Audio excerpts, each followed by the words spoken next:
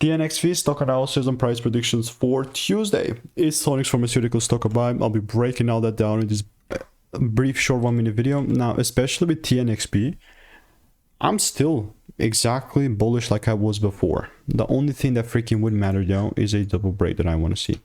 So, I mean, I kind of pumped up for me. You can see like I was just so bullish throughout the way, just trying to catch the timing right, and this was a break even, and boom, we pumped up. Here's me calling it out beforehand.